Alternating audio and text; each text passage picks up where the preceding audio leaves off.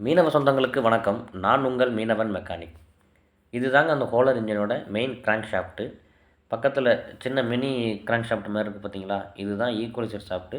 இதை பேலன்சிங் ஷாஃப்ட்டுன்னு சொல்லுவாங்க. இதுக்கு 2 பேர் இருக்குங்க. இதனால தான் இந்த இன்ஜினில் வைப்ரேஷன் ஒன்று சுத்தமாக இல்லவே இல்லை. இந்த இன்ஜினில் வைப்ரேஷன் இருக்கக்கூடாது அப்படிங்கிறதுக்காகவே கம்பெனிலே டிசைன் பண்ணது தாங்க இந்த ஈக்குவலைசர் ஷாஃப்ட்டுங்கிறது ஒன்று. மற்றபடி எட்டைகால் ஷாஃப்ட்னாலேயோ இல்லை இலையினாலேயோ இந்த இன்ஜினில் வைப்ரேஷன் இல்லை அப்படிங்கிறத யாரும் நம்ப வேண்டாம். இந்த ஈக்குவலைசர் ஷாஃப்ட்னால தான் இந்த இன்ஜினில் வைப்ரேஷன் ஒன்றும் சுத்தமாக கிடையாது. இதை எப்படி ஃபிக்ஸ் பண்ணுறோம், இது எப்படி வேலை செய்யுது அப்படிங்கிறத இந்த வீடியோவில் ஃபுல்லாக சொல்ல போகிறேன். இந்த வீடியோவை முழுசாக பாருங்கள். இந்த 2 சைடும் இருக்குது பார்த்தீங்களா கீரு கிராங்க் ஷாஃப்ட்டில், இது ஒன்று வந்து கேம் ஷாஃப்ட்டுக்கும், இன்னொன்று வந்து இந்த வைப்ரேஷன் இல்லாமல் இருக்குது பார்த்தீங்களா இன்ஜினில், அந்த ஈக்குவலைசர் ஷாஃப்ட்டை மாற்றுறதுக்கும் தான் இந்த கீரு கொடுத்துருக்காங்க. இதிலே மார்க் இருக்கும். அதாவது 2 கீர்லேயும் ப்ளஸ் வந்து ஈக்குவலைசர் ஷாஃப்ட்லேயும் கேம் ஷாஃப்ட்லேயும் மார்க் இருக்கும். அதை நான் உங்களுக்கு இப்போ ஃபிக்ஸ் பண்ணி காட்டுறேன். இந்த இன்ஜினை சர்வீஸ் பண்ணுறதுக்கோ வேலை பார்க்குறதுக்கோ ரொம்பவே ஈஸியாக இருக்கும். எல்லாமே அதிலே மார்க் பண்ணியிருப்பாங்க. நம்ம அதை ஈஸியாக மாட்டிடலாம். இந்த இன்ஜின் மார்க்கெட்டுக்கு வந்து 6 வருஷம் தான் ஆகுது. இந்த 6 வருஷத்தில் கஸ்டமர், அதாவது மீனவர்களுடைய அசைக்க முடியாத நம்பிக்கையை பெற்றிருக்கு. இதுக்கு என்ன காரணம் அப்படின்னு கேட்டிங்கன்னா, கம்பெனியோட ஒத்துழைப்பு ப்ளஸ் வந்து மாடிஃபிகேஷன். மீனவர்களுக்கு ஏற்ற மாதிரி என்னென்ன அவங்க குறைகள் சொல்கிறாங்களோ அது அத்தனையுமே கூடிய சீக்கிரமே அவங்க அந்த மாடிஃபிகேஷன் பண்ணி கொடுத்ததுனால தான் இது ஹோலர் இன்ஜின் இன்றைக்கி மீனவர்களிடையே நல்ல மதிப்பை பெற்றுருக்குங்க.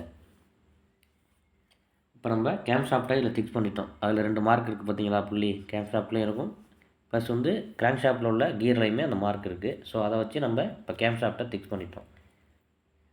2வது வந்து இந்த பேலன்சிங் ஷாஃப்ட்டு, அப்போ வைப்ரேஷன் இல்லாமல் இருக்குது பார்த்தீங்களா, அதை மாற்றுறதுக்காக உள்ள பிளேஸ் தான் இது. அதில் ஒரு பேரிங் ஒன்று வரும். அந்த பேரிங்க்கு மேலே நம்ம அந்த ஈக்குவலைசர் ஷாஃப்ட்டை ஃபிக்ஸ் பண்ண போகிறோம். இப்போ நம்ம அந்த ஈக்குவலைசர் ஷாஃப்ட்டை நம்ம ஃபிக்ஸ் பண்ணிட்டோம். இது எப்படி இன்ஜின் ரன் ஆகும்போது எப்படி இது வேலை செய்யும் அப்படிங்கிறத இதை நம்ம இப்போ தெளிவாக உங்களுக்கு நான் காட்டுறேன், பாருங்கள்.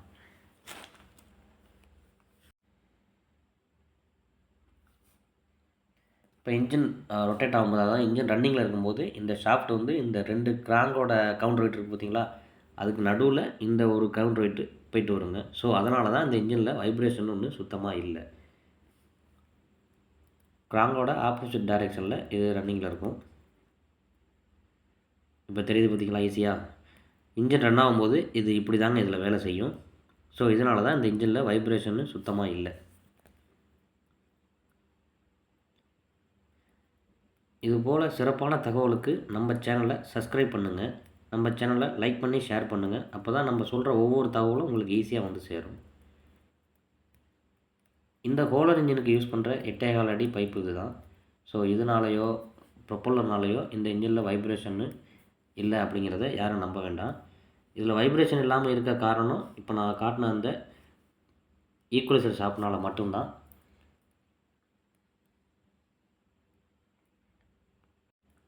இதுபோல் சிறப்பான இன்ஜினை பற்றின தகவலோட அடுத்த வீடியோவில் உங்களை சந்திக்கும் வரை உங்களிடமிருந்து விடைபெறுவது உங்கள் மீனவன் மெக்கானிக். நன்றி.